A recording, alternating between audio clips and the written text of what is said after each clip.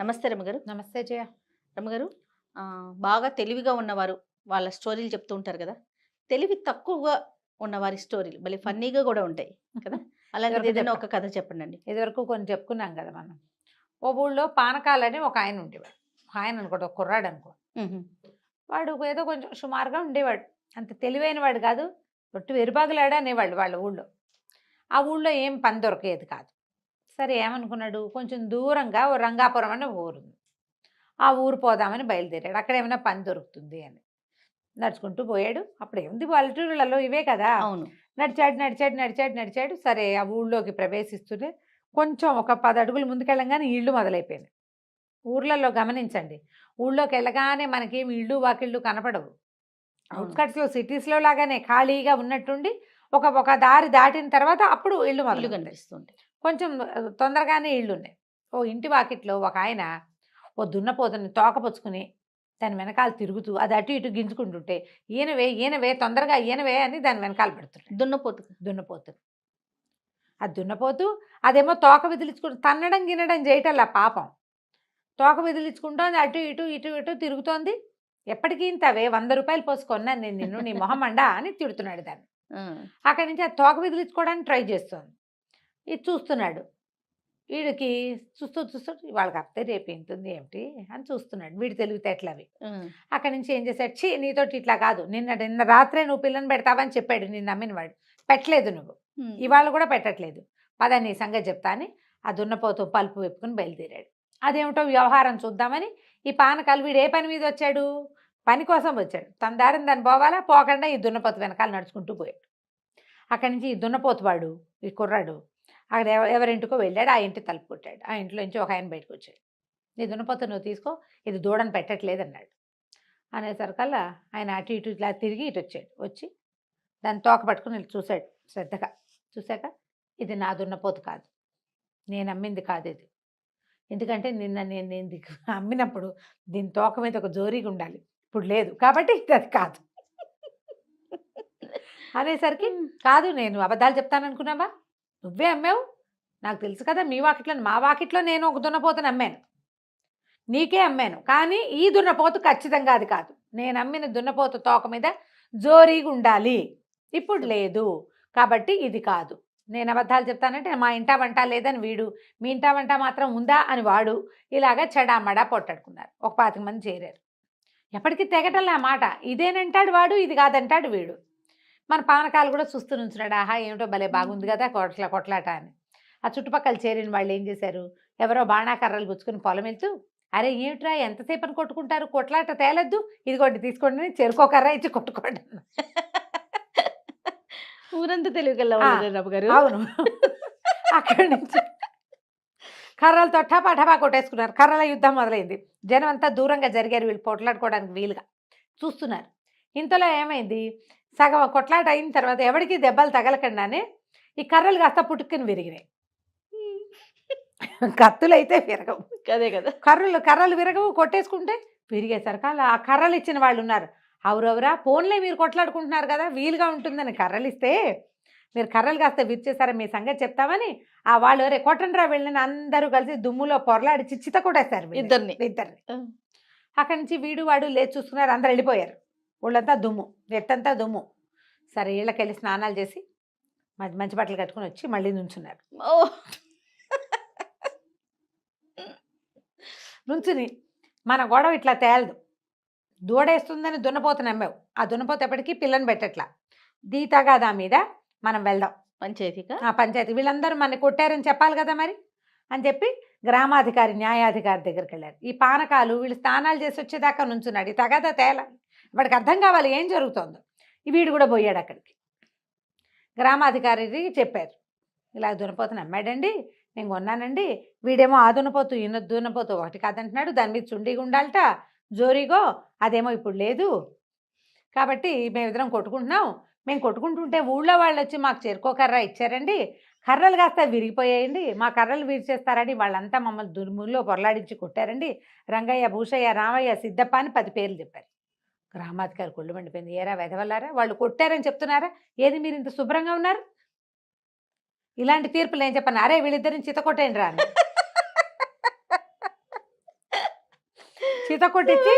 చిత కొట్టిన తర్వాత దుమ్ములో పొరలాడిచ్చి నుంచోబెట్టారు. మరి సీక్వెన్స్ కరెక్ట్ గా ఉండాలి కదా.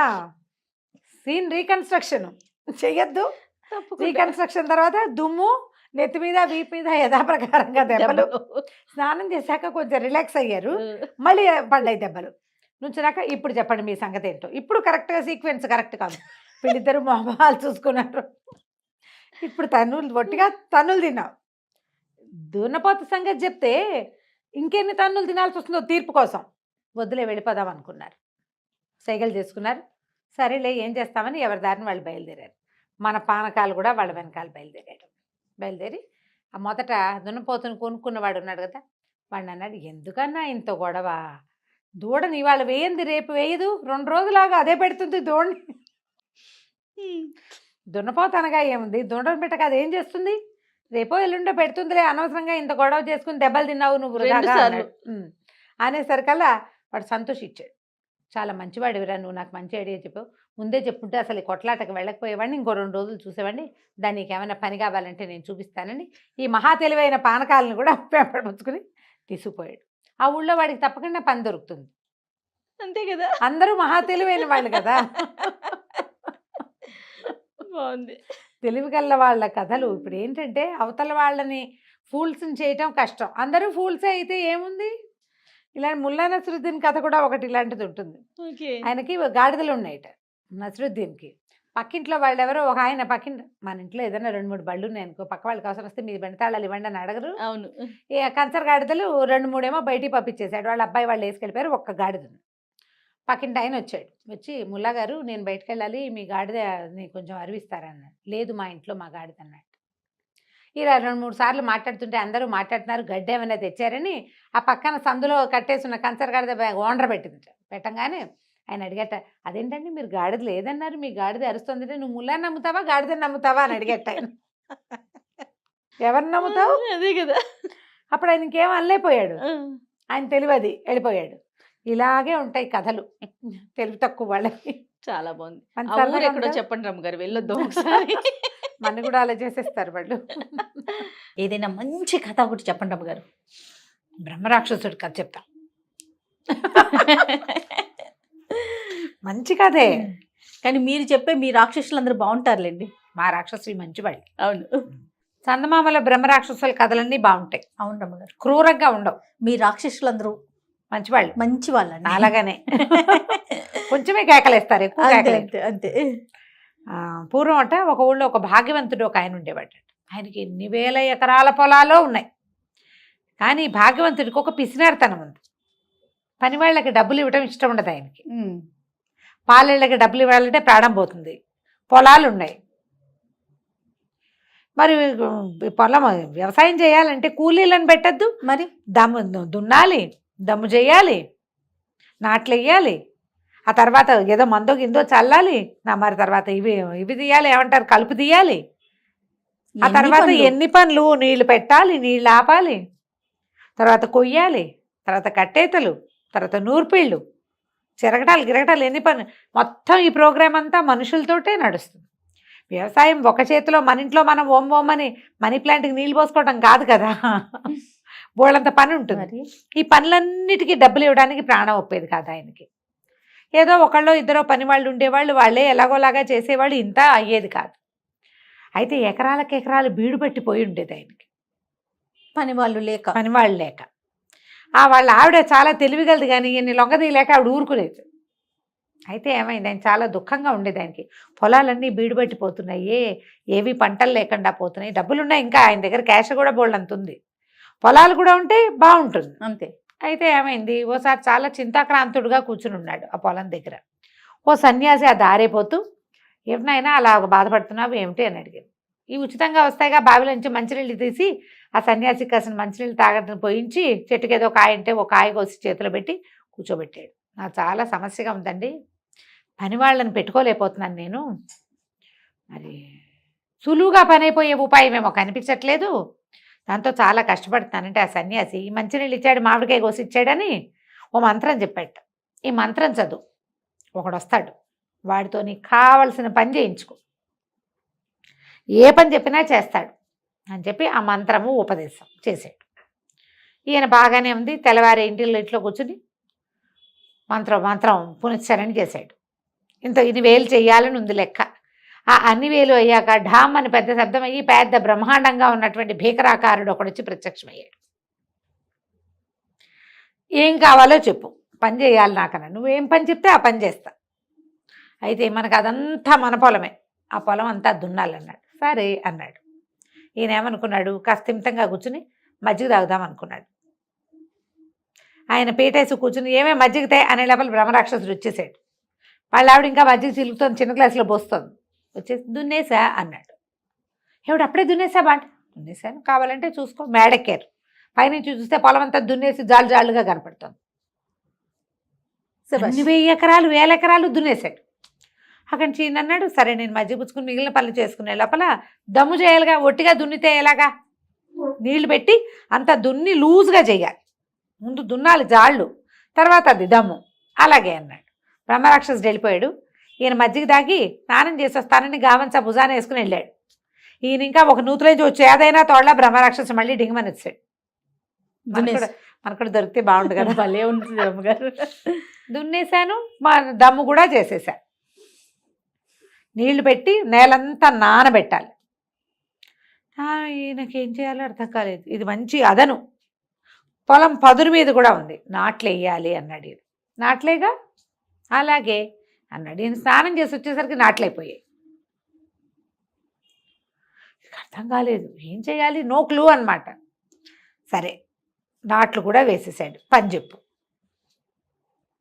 నాట్లు వేసాక ఇప్పుడు బ్రహ్మరాక్షసుడు అంటే క్షణంలో చేస్తాడు, కానీ ఆ నాటుకున్న పొలము ఎదగాలి, ఎంత పని ఉంది మరి. అది 2 నెలలు ఎంతో పడుతుంది. 1 నెల పట్టాక కలుపు వస్తుంది, ఇంకో నెల పోయాక కంకలేస్తాయి, అప్పుడు ఎరువు కొట్టాలి, ఇంకో నెల పోయాక అప్పుడు కదా ఎదకొచ్చేది, పైకి వచ్చేది, పొలం పైరు మీదకి వచ్చేది, ఆ తర్వాత నెల కోసేది. ఈ లోపల పని చెప్పు అని చంపేస్తున్నాడు వీడు. అర్థం కాలేదు దీనికి ఏం చేయాలో. పని చెప్పకపోతే వాడు వీని విరుచుకు తినేలాగా ఉన్నాడు. గబగబా లోపలికి వచ్చాడు, భార్యను పిలిచాడు. ఏమే మరేమో సన్యాసి ఒక మంత్రం ఇచ్చాడు. ఆ మంత్రంతో ఈ మనుషులు బెడద లేకుండా ఓ బ్రహ్మరాక్షసుడు వచ్చాడు. వాడినేమో పని చేయమన్నాను. వాడు దాంతో దున్నేశాడు, తర్వాత ఏమో దమ్ము చేసేసాడు, నాట్లన్నీ వేసాడు. మొత్తం పొలంలో గ్యాప్ లేకుండా మొత్తం 1000 ఎకరాల పొలాలు నాట్లు పడిపోయినాయి. పంట పైకి రావాలి. వీడేమో పని చెప్పమంటున్నాడు, ఏం చేయని అన్నాడు. ఆవిడ మధ్య చిలుక్కుంటోంది లోపల. వాడు నా దగ్గర పంపించండి. బ్రహ్మరాక్షసుడికి చెప్పాడు, మా ఆవిడ ఒక పని చెప్తుందిరా, నువ్వు వెళ్ళి ఆ పని చెయ్యి అన్నాడు. రాక్షసుడికి చెప్పాడు. బ్రహ్మరాక్షసుడు లోపలికి వెళ్ళాడు. అమ్మగారు మజ్జిగ చిలుకుంటుంటే ఏం చేయమంటావు పని అన్నాడు. ఈవిడేం చేస్తుంది, ఇట్లా ఇళ్ళని ఒక వెంట్రుక లాగి ఉంగరాలు చుట్టూ ఆవిడ, దీన్ని స్ట్రైట్గా చేసి పట్టురా, నిన్ను సాఫ్ చేసి పట్టరా. సరేనన్నాడు. అక్కడే కూర్చొని తీసాడు. మళ్ళీ అయిపోతుంది. వదలంగానే అది మేలు తిరుగుతోంది. మళ్ళీ చేశాడు. ఇక ఏం చేసినా వాడి వల్ల నెలలు పట్టినాయి. కాదు రమ్మగారు, టెక్నాలజీ లేదు, స్ట్రైట్నర్స్ లేవు మరి బ్రహ్మరాక్షసుడు అని చెప్పాము అందుకే. పాతకాలం వాడు కదా బ్రహ్మరాక్షసులు. ఇప్పుడు మన మనుషుల రూపంలోనే ఉన్నారు. అదే కదా, నాన్ టెక్నికల్ రాక్షసులు పాత రోజుల్లోనే ఉండేవాళ్ళు. ఇక వాడు దాన్ని లాగాడు, పీకాడు, తడిపాడు, ఏం చేసినా ఏమీ అవల. అది పుచ్చుకుని ఊళ్ళు తిరగటం మొదలుపెట్టాడు, స్ట్రైట్ చేయించుకోవటానికి. ఇక తిరుగుతూనే ఉన్నాడు. ఈ లోపల వీళ్ళ పంట పైకి వచ్చేసింది. ఈయన కూడా ఇలా రాక్షసుల మీదకి వాళ్ళ మీదకి వెళ్ళకూడదని కూలి, ఇంత పంట వాళ్ళకి ఎలాగూ డబ్బులు వస్తాయి, ఎలాగూ ఇస్తాం.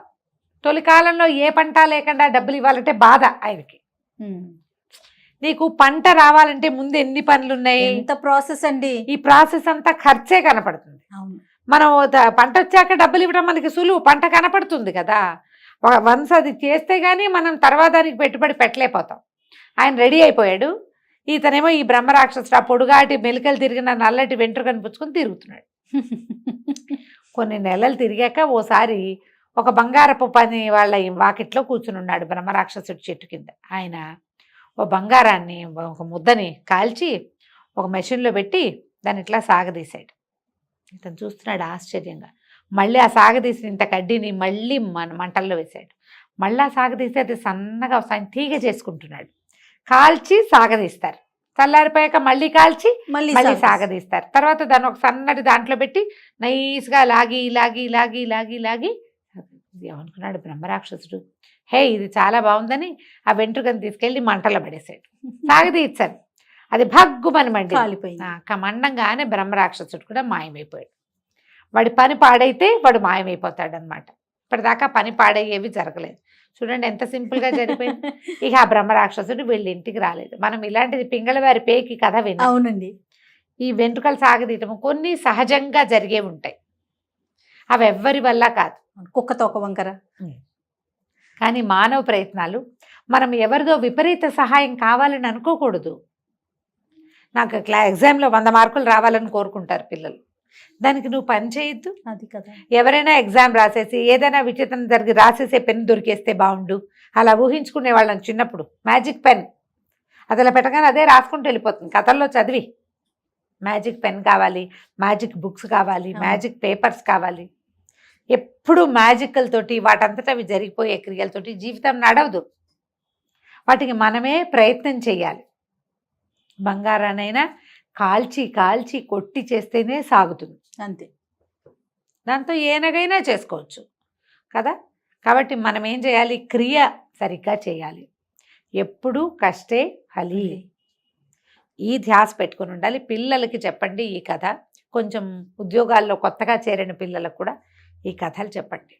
తప్పకుండా. ఒకసారి మ్యాజికల్గా జరిగిపోయింది అనుకో, సడన్గా జరుగుతాయి. మ్యాజిక్స్ ఎల్లప్పుడూ ఎలా జరుగుతాయి, అంతటితో ఆగిపోతుంది. పైగా బోర్గా కూడా ఉంటుంది.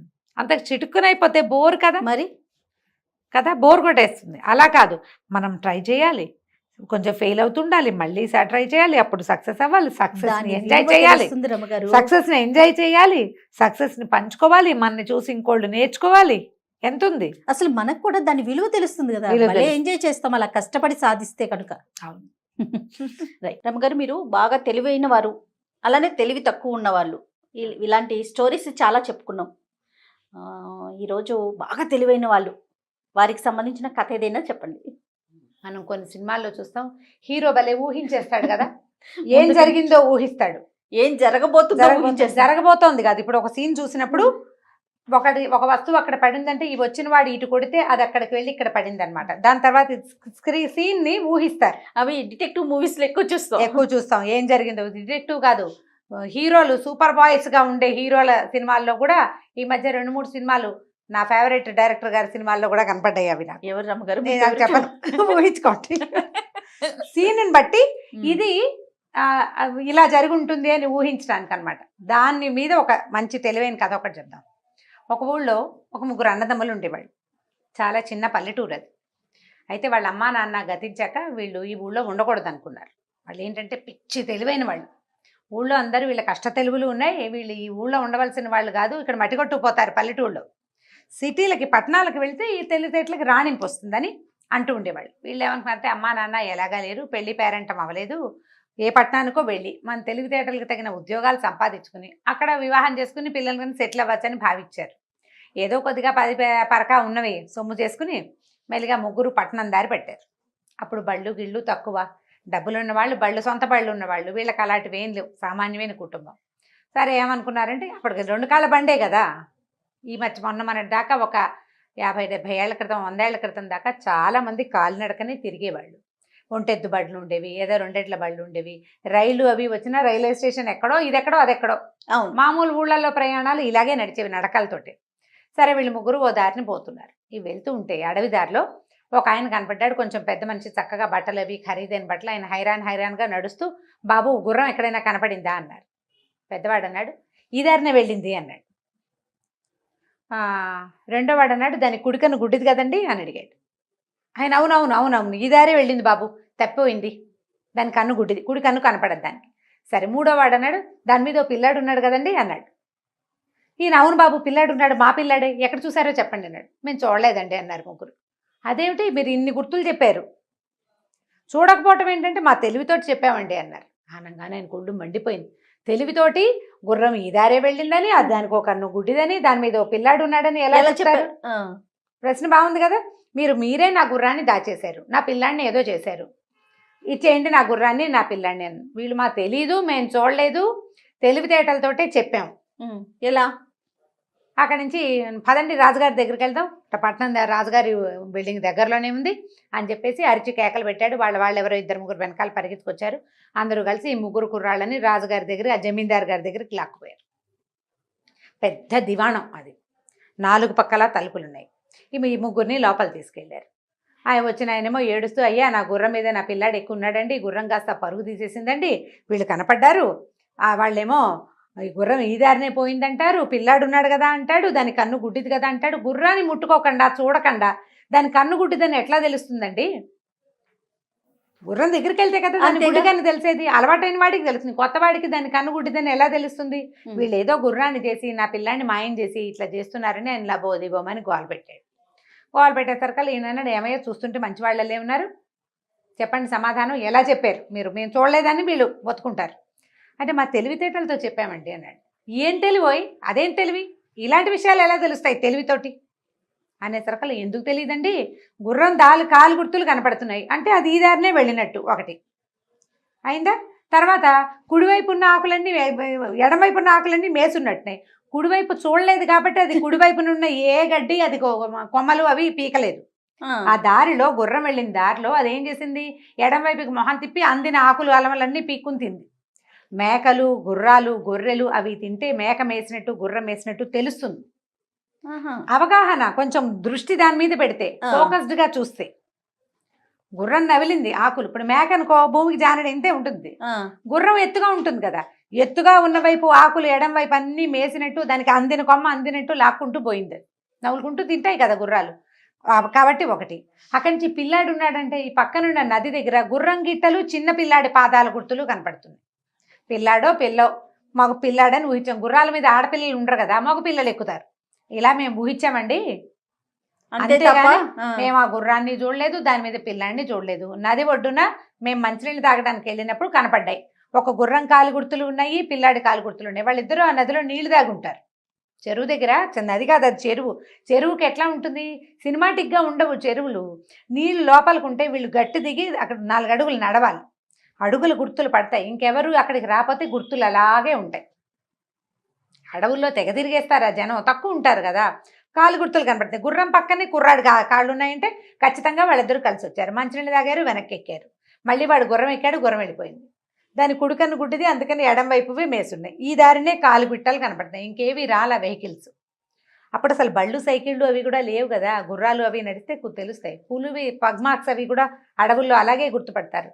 ట్రాఫిక్ లేని చోట క్లియర్గా తెలిసిపోతుంది అనేసరికి రాజుగారు ఆలోచించాడు. రాజు, ఓహో ఇదేదో తెలివిగానే ఉంది, మ్యాటర్ బాగానే ఉంది, అయితే మీరు ఏదైనా తెలివితో చెప్పగలరా అన్నాడు. అది చెప్పగలమండి, ప్రయత్నం చేస్తాం అనేసరికి సరే ఒక లోపల పక్కన ఉన్న సైనికుడికి చెవిలో ఒకటి చెప్పాడు రాజుగారు. సరే ఒక వాకిలి నుంచి 4 పక్కల తలుపులు ఉన్నాయి కదా దివాణానికి, ఒక సైనికుడు ఒక అట్టపెట్టెతోటి ఒక వస్తువు పట్టుకొచ్చాడు. అందులో ఏమున్నాయో మీ తెలివితోటి చెప్పండి అంటే పెద్దవాడు అన్నాడు, అది కొంచెం తేలికైన వస్తువు అండి అన్నాడు. ఎలా తెలుస్తుంది? మోసేదాన్ని బట్టి, మన అబ్జర్వేషన్కి తెలిసిపోతుందా? అక్కడి నుంచి రెండోవాడు అన్నాడు, అవేవో గుండ్రటివండి. మూడోవాడు చెప్పాడు, మామిడికాయలు అయి ఉంటాయి. ఓపెన్ చేసి చూశారు, ఇంత అట్టపెట్టెలో ఒక 1/2 డజన్ మామిడికాయలు ఉన్నాయి. ఓకే. రాజు ఆశ్చర్యపోయాడు, ఎలా తెలిసిందే అని. ఏముందండి అబ్జర్వేషను, బరువుగా ఉంటే అని మోసేవాడు, వాడు ఇలా పుచ్చుకొస్తున్నాడంటే అది బరువు లేదన్నమాట.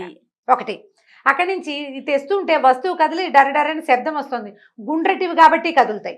బల్లపరుపుగా ఉండే వస్తువు అయితే కదలదు, గుండ్రటిదైతే కదా దొర్లేదు, అంతే దొర్లేని శబ్దం వినపడుతోంది కాబట్టి చెవులు కన్ను పనిచేస్తున్నాయి వాళ్ళకి బాగా ఫోకస్డ్గా.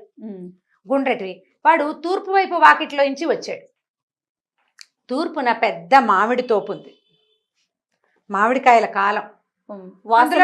వాసన తెలుస్తుంది, అది వాసన తెలుస్తుంది. మామిడికాయ ఫ్రెష్గా తుంపంగానే ఒక 1/2 డజన్ మామిడికాయ తుంపితే దాని సొనవాసన వస్తుంది. అవును, ముట్టుకోకుండా దాన్ని ఓపెన్ చేయకుండా అందులో ఏముందో చెప్పగలిగారు వీళ్ళు. రాజు ఆశ్చర్యపోయాడు, ఇదేం ప్రజ్ఞ. మరి ఇప్పుడు ఆ పిల్లాడు గుర్రం మీద ఉన్నాడు, అతను ఎట్లాగో ఈ పిల్లాడు అన్నాడు. ఈ పాటికి ఇల్లు చేరిపోయి ఉంటారండి. గుర్రము పరిగెత్తల, హ్యాపీగా నడుస్తోంది. దాని కాళ్ళు దూరంగా పడలేదు, కొంచెం దగ్గరగానే పడ్డాయి. పిల్లాడికి ఇల్లు దారి తెలుసు. వాడు చెరులోకి తీసుకెళ్ళి దీనికి గుర్రానికి నీళ్లు పెట్టాడంటే గుర్రానికి ఇల్లుదారి తెలుసు, కుర్రాడికి ఇల్లుదారి తెలుసు. కాసేపు తిరిగి పెద్దవాళ్ళు వద్దంటారని వాళ్ళకి అంతకన్నా పరిగెత్తాడు. అది నిదానంగా నడుస్తూ ఈ వాటికి ఇంటికి వెళ్ళిపోయి ఉంటుంది అన్నారు. ఇంతలో ఇంటి దగ్గర నుంచి ఒక పాలేరు పరిగెత్తుకొచ్చాడు. అయ్యగారు గుర్రం మీద చిన్నబాబు వచ్చేసాడండి అని. సభలో ఉన్న వాళ్ళంతా ఆశ్చర్యపోయారు. ఊరి వీళ్ళ తెలివి ఎలా ఇంత తెలివిగా ఎలా చెప్పారంటే ఇందులో తెలివి ఉందా, అబ్జర్వేషన్ ఉందా? అబ్జర్వేషన్ ఉంది. పూర్తిగా అదే. సందర్భాన్ని అబ్జర్వ్ చేసి ఇది అయి ఉంటుంది అని ఊహించగలగటమే తెలివి. అంతే. అస్సలు కంటితో చూడకుండా తెలివిగా ఎలా చేసేస్తారు ఎవరైనాను? కంటితో చూసి అక్కడున్న పరిస్థితులను బేరీజ్ వేసి ఇది అయ్యి ఉండొచ్చు అని చెప్పగలిగేది ఒక రకమైన డిటెక్టివ్ల స్ఫూర్తి, వాళ్ళదే ఆ ఐడియాస్. సో ఈ రాజుగారు వీళ్ళని చాలా ఆశ్చర్యపోయి ఈ ముగ్గురిని తన దివాణాల్లోనే మంచి పనిలో కుదుర్చుకున్నారు. ఏ పెద్ద మంచి తాలూకు కొడుకుని చూసామని చెప్పారు. ఆయనకున్న ఒక పిల్లని ఈ ముగ్గురు అన్నదమ్ముల్లో ఒకడికి ఇచ్చి పెళ్లి చేశాడు కూడా తర్వాత కాలంలో. వీళ్ళు చక్కగా ఉద్యోగాలు సంపాదించుకుని చాలా బాగా ఆ ఊళ్ళోనే ఉంటూ తమ పల్లెటూరికి మంచి పేరు తెచ్చారు. ఆ ఊరు నీళ్లు తాగితే ఇలా తెలివితేటలు వస్తాయని చెప్పుకునే వాళ్ళట. ఏ ఊరు రమ్మగారు? ఏమో తెలివిగల ఊరు ఏదో. అంతే. అది మీ ఊరైనా కావచ్చు, మా ఊరైనా కావచ్చు. అంతే. తెలివితేటలు ముఖ్యం. అదే కదా. బాగుంది, చాలా బాగుందండి. మంచి తెలివి కథ. రమ్మగారు మంచి కథతో స్టార్ట్ చేద్దాం. ఒక వ్యాపారస్తుడి దగ్గర ఒక ఎద్దు ఒక గాడిద ఉన్నాయి. ఎద్దు గాడిద ఉన్నాయి. అయితే ఎద్దుతోటి పని చేయించేవాళ్ళు, గాడిదతోటి కూడా బరువులు అవి మోయించేవాళ్ళు. అది వాకిట్లో ఉండేది. ఒకనాడు ఎద్దు గాడిద మాట్లాడుకుంటున్నాయి. ఇందులో ఒక లొసుగే ఉందంటే ఈ వ్యాపారస్తుడికి జంతువుల భాష తెలుసు. బట్టతల ఇప్పుడు సమస్యే కాదు, ఎటువంటి నొప్పి లేకుండా శ్రీరూప్ కాస్మెటిక్ క్లినిక్ లో హెయిర్ ట్రాన్స్ప్లాంటేషన్. వినపడిందంటే అతనికి అర్థమైపోతుంది. అవి ఏం చెప్తున్నాయో ఏమనుకుంటున్నాయో ఆయనకు తెలుసు. ఒకనాటి సాయంకాలము అతను వాకిట్లో పడుకుని ఉండగా ఎద్దు గాడిద మాట్లాడుకుంటున్నాయి. ఆ ఎద్దు చెప్తోందనమాట, నువ్వెంత సుఖంగా ఉంటావో, హాయిగా ఏదో నీకు నచ్చిన గడ్డి మేస్తావు, నీ మెళ్ళలో తాడు ఉండదు, నీ మీద బరువు ఉండదు. బరువు వేసినప్పుడు వేస్తారు, లేనప్పుడు లేదు. నువ్వు ఎంత నిదానంగా నడిచినా నీ కథ నడిచిపోతుంది. గాడిద నిదానంగానే నడుస్తుంది, పరిగెత్తదు గుర్రంలాగా, గాలపింగ్ అవి ఉండవు దానికి. అటా పోతూ ఉంటుంది. ఏదైనా ప్రయాణాలప్పుడు నిన్ను వాడతారు, లేకపోతే నువ్వు ఇష్టారాజ్యంగా తిరుగుతావు, స్వేచ్ఛ విహారివి నువ్వు. నా బతుక్కి స్వేచ్ఛ లేదు, పాడు లేదు. ఈ కట్టువైకేసి కట్టేస్తారు, తెల్లవారేసరికి మెడ మీద కాడి పడిపోతుంది. ఇక దున్నో అని దున్నిస్తారు, మెళ్ళు పుళ్ళు పడిపోతున్నాయి. ఏదైనా ప్రయాణం అనగానే బండి కట్టేస్తారు, బండి కాడి మోసి ఈ కాడి మోస్తే ఏది నాగలి మోస్తే ఏమో ఒక బరువు, మట్టి దున్ను బరువు అంతా, మట్టి దున్ను ప్రెషర్ అంతా నా మీదే కదా. అక్కడి నుంచి ఒంటెత్తి బండి, మా బండి ఉందిరా అని ప్రతి వాళ్ళని పిలిచి బండి ఎక్కిస్తారు. ఆహారమా అంతంత మాత్రం. నా దారిని నేను పోయి రుచికరమైన గడ్డి మేయటానికి వీలుండదు, ఎండుగడ్డి వేస్తారు. పొలంలో అంతా పచ్చగా కనపడుతుంది, ఎక్కడ తలొంచి గడ్డి మేయటానికి అవకాశం ఏముంటుంది? దానికి అవకాశం లేదు. నా జీవితం ఇట్ట అయిపోయిందని ఎద్దు చాలా దుఃఖంతో పరిపరి విధాలుగా వాపోయింది. గాడిదంది, అయ్యో తండ్రి నీకెంత కష్టం వచ్చింది, ఓ పని చెయ్యి, రేపొద్దున తోలుకెళ్తారు కదా, నువ్వు నడవడం మానే, కూలబడిపో, ఆహారం మానేసి, తిండి తినద్దు, నీకేదో జబ్బు చేసిందని నిన్ను చేయడం మానేస్తారు. ఓ జబ్బు చేసింది అనుకుంటారు కదా, పనికి కొట్టేయి, పనికి మొండికెత్తమని గాడిద ఎద్దుకి సలహా చెప్పింది. విషయం అంతా విన్నాడు వ్యాపారస్తుడు. పొద్దున్నే పాలేళ్ళు ఎద్దుని తోలుకుపోయారు. తోలుకెళ్ళేసరికల్లా ఎద్దు ఇట్ట ఘాట్లోకి వెళ్ళంగానే, అదే చేలోకి వెళ్ళంగానే కూలబడిపోయింది. ఎంత కొట్టినా ఎంత కేకలేసినా లేవల, మోకాళ్ళది కాళ్ళు ఇట్లా మడిచేసింది, బుర్ర పక్కకు వేళ్లాడేసింది. ఏం చేయాలి? సరే వాళ్ళు ఏం చేశారు, దానికి ఏదో మందు పెడదామని ట్రై చేశారు. మందుకు పుచ్చుకోలేదు, మంచినీళ్ళు తాగలేదు. అతి కష్టం మీద నలుగురు కలిసి లేవదీసి ఎట్టా ఆగొట్ట ఇల్లు పొలము దగ్గర ఏమన్నా ఇంటికి తోలుకొచ్చి బిట్లో ఈ ఘాట్లో పెట్టుకుని పడేశారు. లోపలికి పడేస్తే అది హాయిగా అక్కడున్న గడ్డిని నెమరు వేస్తూ సుఖంగా విశ్రాంతిగా కూర్చుంది ఎద్దు. ఆయన అన్నాడు, అరే ఎద్దు ముండికేసింది కదా, గాడిదని గట్టండ్రా అన్నాడు. అనగానే హడిలిపోయింది గాడిద. ఎక్కడికి తీసుకెళ్తున్నారో దానికి అర్థం కాల, దానికి తెలియలా ఏం చేయబోతారో. సరే బయటికి తీసుకెళ్ళి గాడిద మేడ మీద కాడేసి దాంతో దున్నిచ్చారు. సాయంత్రం అయ్యేసరికి గాడిదకి గూట్లోకి వచ్చినాయి. దానివల్ల అవ్వలేదు. అంతేగా, ఇంత బరువేట ఎద్దు ఎంత ఎత్తు ఉంటుంది, ఎంత బలిష్టమైంది, గాడిద ఎంత ఉంటుంది దాని బతుకు పాపం. అక్కడి నుంచి ఈయన అన్నాడు, రేపటి నుంచి ఎద్దెటాకు మూలపడింది కాబట్టి గాడితోటి దున్నిద్దాం, దాన్ని అక్కడే ఉంచేసేయండి ఎద్దుని, దీని సంగతి చూద్దామన్నాడు. గాడిదకి అర్థమైపోయింది, అమ్మో వీళ్ళు ఇదే చేయబోతారని. ఒక్కొక్కళ్ళు వచ్చి ఊరిని గాడిద భలే దున్నింది అని మెచ్చుకోవటం. అంటే రేపటి నుంచి వీళ్ళు ఇదే పని చేస్తారుగా. అంతే. అక్కడి నుంచి సాయంకాలం అవ్వగానే ఇది సూర్మి అలాగా ఏడ్చుకుంటూ వెళ్ళింది గొడ్లశాలలోకి. వెళ్ళేసరికి అక్కడ ఎద్దు విశ్రాంతిగా కాళ్ళు చాపుకుని పడుకుని గడ్డి నెమరు వేస్తూ రెస్ట్ తీసుకుంటాం. ఎంతో బాగుంది తండ్రి ఇవాళ నా జీవితం, ఎంత హాయిగా ఉందో, రేపు కూడా ఇట్టాగే పని మానేసి రెస్ట్ తీసుకుంటాను, ఎంతో బాగుంది నాకు అనగానే గాడిద అనుకుంది, ఓరు నాయన రేపొద్దున ఇది కూడా ఇది రెస్ట్ తీసుకుంటే రేపు మళ్ళీ నాకు పడిపోతుంది, ఇవాళ చచ్చాను రేపు మళ్ళీ దొరికిపోతానని ఏమంది వెంటనే గబగబా ఆలోచించేసుకుంది. తన మీదకి వస్తే ప్రతివాడు ఇదే చేస్తాడు కదా. అంతేగా. ఏమందంటే అది కాదోయ్, నువ్వు మూలబడ్డావు కదా, మన వ్యాపారం ఏమనుకుంటున్నాడో తెలుసా, ఏదో ఎట్టాగో అయిపోయింది కదా, దీన్ని వీడికి కసాయి వాడికి అమ్మేస్తామంటున్నారు, రేపొద్దున నీ తోలొలిచి దాంతో ఆయన చెప్పులు కుట్టించుకుంటాట, మరి మేము మాంసమేమో వాళ్ళు ఎవరికో విందు చేస్తాట, నీ ఇష్టం మరి అనగానే ఎదుగు భయం వేసి, అమ్మ బాబోయ్ రేపు చంపేస్తే రెస్ట్ సంగతి సరే, ఇవాళ ఒకరోజు రెస్ట్ తీసుకున్నాం కదా అని, సరే అమ్మో రేపు నేను వెళ్ళిపోతానంది. ఆ గుమ్మం బయటే నుంచున్న వ్యాపారస్తుడు పక్కపక్క నవ్వాడు, నవ్వుకుంటూ సరిపోయింది కదా. ఆయన ఒక అడుగు అటు వేసేసరికల్లా వంటింటి గుమ్మంలో నిలబడి ఇట్లా నడుమి చెయ్యి వేసుకుని చూస్తోంది వాళ్ళ ఆవిడ. ఎవరున్నారు అక్కడ అని అడిగింది. ఎవరు లేరే అన్నాడు. మరి ఎవరితోటి ఇకెక్కలాడుతూ మాట్లాడుతున్నావు నువ్వు అని అడిగింది. ఊరికే నవ్వానే అన్నాడు. ఊరికే నవ్వటం ఏంటి, ఒట్టిగా ఎవరైనా నవ్వుతారా? నువ్వు ఎవరితో మాట్లాడావో చెప్పు. ఎవరితో మాట్లాడలా, ఏదో గుర్తొచ్చి నవ్వాను అన్నాడు. ఏం గుర్తొచ్చిందో చెప్పు. తప్పులేదు. ఇక మొదలు, ఎందుకు నవ్వావు, అంత పకాలమని నవ్వు ఎందుకు వచ్చింది, ఏం గుర్తొచ్చింది, ఎవరితో సరసలాపాలాడితే అది జ్ఞాపకం వచ్చిందో చెప్పు. ఏమీ లేదంటాడు. ఆవిడ ఒప్పుకోదు. అక్కడి నుంచి ఆవిడ ఏం చేసింది, ఈయన ఏంటి ఈ జంతువుల భాష ఆయనకు తెలుస్తుంది, ఆ రహస్యం ఎవరికైనా చెప్తే ఆయన తల పగిలి చచ్చిపోతాడు, ఆయన ఆ విద్యకున్న శాపం అది. గొడ్డును ఇది గాడిద మాట్లాడుకుంటున్నాయి, దాని రోగం కుదిర్చాను అని చెప్పాడు అనుకో పెళ్ళానికి, అయినవుటు చెప్పలేడు. ఎందుకు నవ్వావో చెప్పమంటుంది. ఏ విషయం గుర్తొచ్చిందో చెప్పడానికి ఏమీ విషయం లేదు. మసిపూసి మారేడుకాయ చేద్దామంటే ఆవిడ కాస్త ఆలోచించాలా, ఆవిడ మొహంచి కళ్ళు తిప్పట్ల ఇటాగే చూస్తాను. ఏం చేయాలో తెలియలే. సరే చెప్తానన్నాడు. ఇక ఆవిడ ఏమంది, నేను ఇంట్లో నుంచి వెళ్ళిపోతా, పుట్టింటికి వెళ్ళిపోతాను, లేదా ఉరిపోసుకు చచ్చిపోతాను, నువ్వు చెప్పాలి నిజం, నువ్వు ఎందుకు నవ్వావో చెప్పు, ఎందుకు చెయ్యిపోయావో చెప్పాలి. ఇప్పుడు ఎవరికో చెయ్యిపోయావు, వాళ్ళు ఎవరో వెళ్ళిపోయారు, ఇంట్లో వాళ్ళని అడిగారు, ఎవరికి చెయ్యిపోయామంటే ఊరికే చెయ్యిపోయా అంటే నమ్ముతారా? ఎందుకు నవ్వావని భార్యలో భర్తలో ఎవరో ఒకళ్ళని ఎప్పుడో ఒకప్పుడు అడిగే ఉంటారు కదా. అంతే. ఏం గుర్తొచ్చి నవ్వావు, అదే సమాధానం చెప్పాలిగా. అక్కడి నుంచి ఇక ఏమనుకున్నాడు, చావడానికి రెడీ అయిపోయాడు. చెప్పేయాలి, ఇంకా ఈ రహస్యం చెప్పేయాలి. కాకపోతే తన టైం చెప్పేస్తే పుసుకుని చచ్చిపోతే ఈ ఇల్లు వాకిలి వీలునామా ఇవన్నీ ఏట. అక్కడి నుంచి ఏం చేశాడు, గబగబా వీలునామా రెడీ చేశాడు. చుట్టాలు పక్కాలు అందరినీ ఒకసారి కంటితో చూద్దామని అందరినీ రమ్మన్నాడు. కూతుళ్ళు కొడుకులు, ఒకళ్ళిద్దరు మనవలు, వియ్యంకుళ్ళు, బావమరుదులు, 2-3 మరదళ్ళు, 2 బోధనగారులు, మొత్తం గుంపంతా చేరారు వీళ్ళింటో. చేరాక ఏమైంది, ఇంతలో వాళ్ళ ఇంట్లో ఒక కుక్క కోడి కూడా ఉన్నాయి. ఆ కుక్క అదే పనిగా ఆయన కేసు చూస్తూ పాపం చచ్చిపోవడానికి సిద్ధపడ్డాడు మహారాజు అనుకుంటూ దీంట్లోకి చూసింది, మన కోళ్ళ దీంట్లోకి. కోళ్ళ గూడు ఉంటుంది కదా, ఒక పెద్ద గూడులో ఒక పెద్ద పుంజు, 50 పెట్టెలు ఉన్నాయట. కోడి పుంజు ఒకదాని మించి ఒకదాని మీదకి దాటుతూ ఆడుకుంటుంది వాటితోటి, పెట్టెలతోటి.